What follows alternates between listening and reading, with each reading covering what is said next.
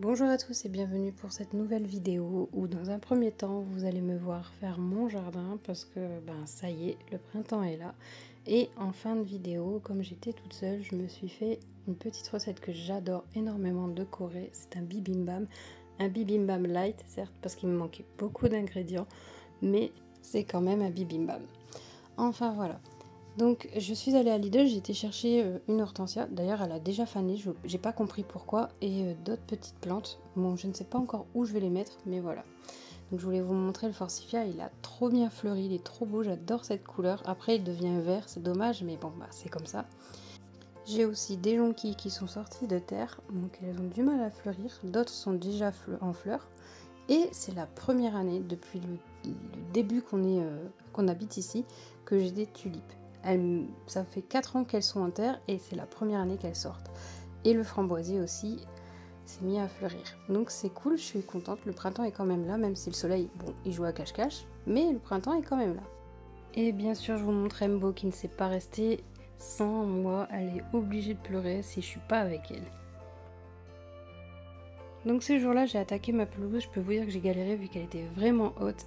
Et j'ai pas pu faire grand chose puisqu'après je voulais faire désherber ma terrasse et désherber aussi le parterre de fleurs, mais j'ai pas pu. Donc ce sera dans une autre vidéo, un autre jour où j'espère qu'il fera beau parce que là c'est toujours le cas, le soleil il joue toujours à cache-cache. Place à la recette du bibimbap. Attention, il faut savoir que ce n'est pas la véritable recette du bibimbap, sachant que si vous allez en Corée, si vous avez la chance d'y aller, là où vous allez, le bibimbap ne sera jamais le même. Que vous allez à Séoul, que vous allez à Daegu, que vous allez à, je sais pas, à d'autres villes, le bibimbap ne sera jamais le même. Un bibimbap, c'est un mélange de plusieurs ingrédients avec le riz en dessous. Donc dans un premier temps, j'ai nettoyé mon riz, j'ai gardé l'eau du riz pour mes plantes, et je l'ai mis dans le cuiseur à riz. Ce qui est bien avec un cuiseur à riz, c'est que vous lancez la cuisson du riz, vous vous en occupez plus et vous vous occupez des autres ingrédients, sachant qu'il y a beaucoup d'ingrédients à préparer.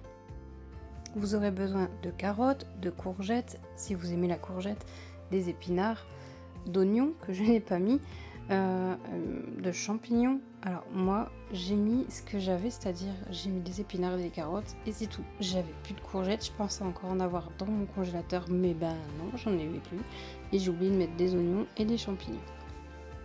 Pour ce qui est de la viande, si vous n'êtes pas viande, si vous êtes végétarien, vous pouvez mettre du tofu. Sinon, ça peut être du poulet, ça peut être du bœuf, ça peut être de la viande hachée. Moi, j'ai décidé de faire de la viande hachée parce que j'avais oublié de décongeler ma viande. Donc du coup, c'est passé crème avec la viande hachée. Et vous aurez besoin aussi d'un œuf.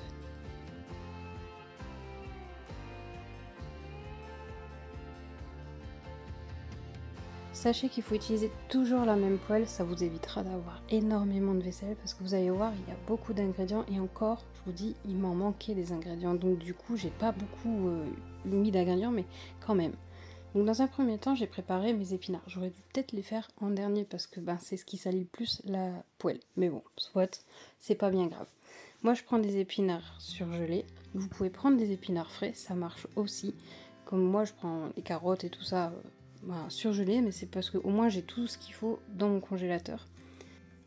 Donc j'ai préparé mes épinards avec de l'huile de sésame, j'ai mis mes épinards, un peu d'eau et j'ai laissé cuire jusqu'à ce que l'eau s'évapore. Bien sûr, j'ai rajouté, il faut savoir quand même que en Corée, ils aiment bien manger épicé, salé et sucré en même temps. Donc j'ai ajouté une cuillère, je crois, une petite cuillère de sucre. Et je crois que j'ai pas mis de sel, j'ai pas salé, parce que je préfère saler après.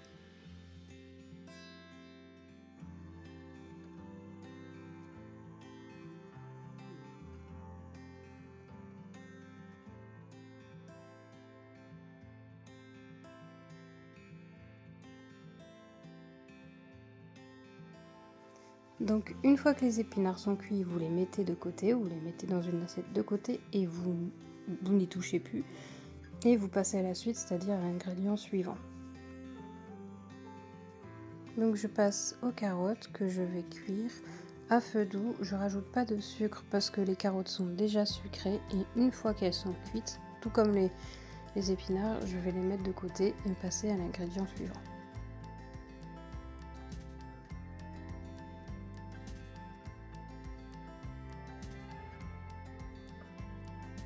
Je ne pense pas qu'il y ait vraiment d'ordre pour cuire les aliments, mais si vous utilisez des oignons, je cuirai les oignons avant pour que le goût des oignons que laissent les oignons dans la poêle se met sur les autres aliments. Et je finirai par les épinards qui salissent beaucoup la poêle. Pour ma part, j'ai oublié de mettre des oignons alors que j'en avais. Sinon, si vous avez des courgettes et que vous aimez ça, vous cuisez les courgettes comme vous cuisez les carottes. Et si vous avez des champignons, vous cuisez aussi les carottes comme les courgettes et les carottes. À part, après, chaque ingrédient. Donc moi, je vais m'occuper de la viande. C'est de la viande hachée, ça va vite à cuire au moins. Et une fois que c'est cuit, vous salez, poivrez votre viande. Si vous choisissez du blanc de poulet ou de la dinde ou alors du tofu, vous faites comme vous le faites d'habitude.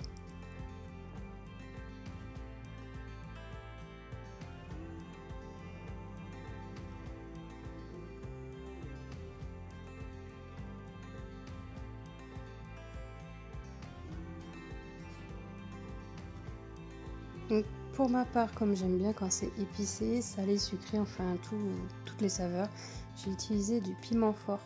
Donc j'en ai mis très peu.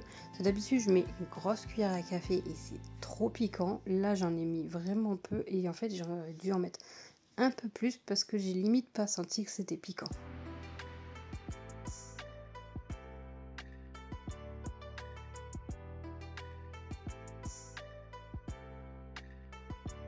Pareil que les ingrédients précédents, je réserve sur le côté, je cuis les pousses de soja.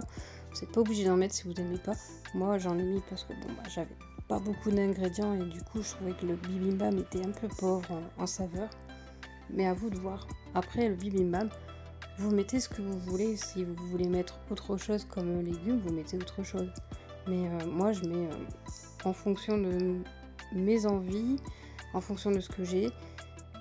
Souvent quand j'ai tous les ingrédients, je peux vous dire que c'est une explosion de saveurs dans la bouche, c'est trop bon, cette recette elle est vraiment très bonne.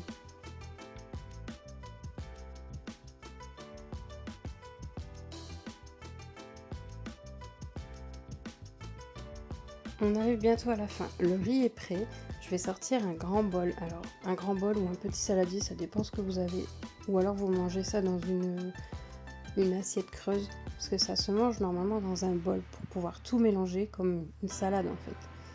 Donc là quand vous arrivez à la fin, donc moi je vais mettre du vinaigre de riz avec un peu de sucre mélangé. Je vais le laisser reposer le temps de recuire les aliments pour les réchauffer en fait. Et une fois que ce sera fait, je vais mélanger ce mélange, donc riz et sucre, avec mon riz pour avoir du riz vinaigré et sucré. Vous n'êtes pas obligé, vous pouvez prendre du riz nature, donc moi j'ai pris du riz à sushi et c'est pour ça que j'ai fait avec ça, parce que je préfère en fait, ça donne du goût en plus. Mais vous n'êtes pas obligé, vous pouvez prendre du riz blanc, du riz basmati, ou du riz complet, vous faites comme vous voulez en fait.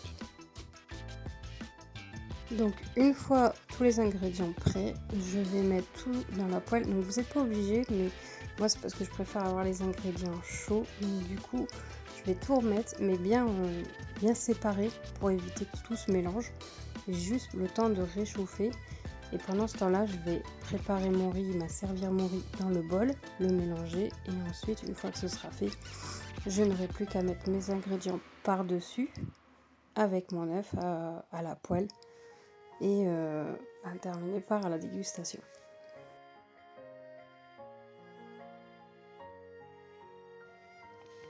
Donc dans mon bibimbap, je vais rajouter de la purée de piment, un œuf au-dessus bien évidemment, et là dans la poêle je vais rajouter un peu de sauce soja.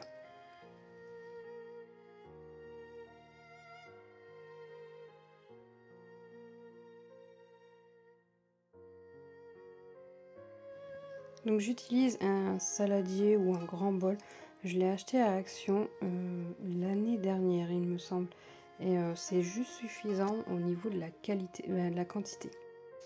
Donc je vais commencer par mettre du riz et une fois que j'aurai mis du riz, comme je vous l'ai dit, je mélangerai avec du vinaigre sucré, donc du vinaigre de riz avec un peu de sucre dedans, qui aura eu le temps de fondre, j'espère. Donc ensuite vous disposez les ingrédients tout en faisant en sorte que ça ne se mélange pas entre eux. Je suis désolée, j'ai mal cadré encore une fois, j'avais pas regardé le retour vidéo. Donc j'ai mis les pousses de soja d'un côté, la viande hachée de l'autre. Normalement la viande hachée, j'aurais peut-être dû même la mettre au milieu, mais bon, tant pis, c'est pas bien grave. Les épinards de l'autre côté, les carottes de l'autre côté. J'ai rajouté ma purée de piment en dessous et j'ai mis mon œuf au-dessus.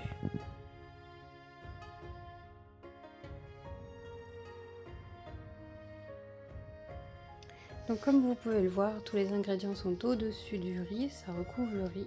Je vais rajouter donc la purée de piment, je vais pas en mettre beaucoup, j'aurais peut-être dû en mettre un peu plus parce que franchement j'aime bien quand ça pique, bon pas trop non plus, mais j'aime bien quand ça pique et là j'ai pas senti que ça piquait plus que ça, j'étais un peu déçue. Bon, vous me voyez galérer avec l'œuf parce que ma poêle elle commence à vieillir quoi, franchement il faut dire ce qui est, mais malgré tout ça change rien au goût.